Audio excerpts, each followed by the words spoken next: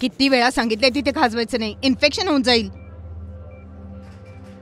पूर्ण फॅमिली बसली. किती वेळा सांगितलं, एका वेळेला एक अटेंडंट राहील. चला निघा इथून, निघा. ऐकतच नाही. पेशंट आराम कधी करेल? हे बघा, फुल फूट ब्रोकन. अरे बाई, किती फास्ट का चालवतो? लाईफची काही चिंताच नाहीये. सिस्टर, ते जॉबचा पहिला दिवस होता आणि उशीर होत होता. ठीक आहे ठीक आहे. 3 गोष्टी. हा पाय सरळ ठेवायचे, स्ट्रेट, आणि जेवण पूर्ण फिनिश करायचे, आणि रात्री फुल स्लीप. समजलं? हो. ही नर्स आहे का जेलर? सिस्टर मार्था इथली हेड नर्स आहे आणि खूप स्वीट आहेत मॅडम. स्वीट आहे? फोन यूज नाही करायचे. अरे पाय नको खाजवूस. सगळं संपवायचंय. अंकल. अरे शेजारच्या पेशंटला त्रास नाही द्यायचा.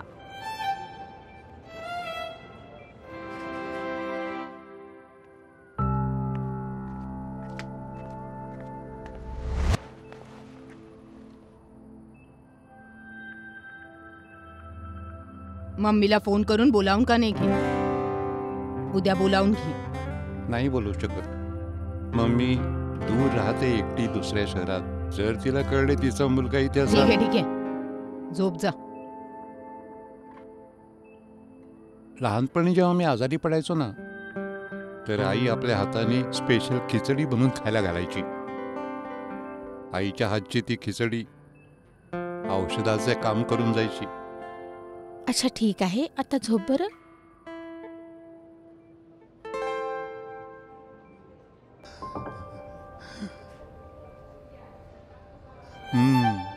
Thank you so much sister.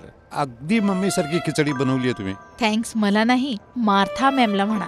त्यांनीच घरून बनवून आणली आहे तुझ्यासाठी स्पेशल खिचडी. पण ही मार्था मॅम नेहमी इतकी स्ट्रिक्ट का राहते? हीच तर गोष्ट आहे. आम्हा नर्सेसची रागावणे तर दिसते, पण त्या रागात लपलेली माया कधी कधी दिसत नाही. आणि आमची मार्था मॅम आहेच तशी. बोलण्यात कडक, पण आतून नरम. सगळं अगदी फिनिश करायचंय. वरून कडक पण आतून नरम. तिचे रागवणे आहे आईसारखे प्रेमळ मनाचे. मॅनकाइंड फार्मातर्फे सर्व नर्सेसना नर्स डेच्या हार्दिक शुभेच्छा.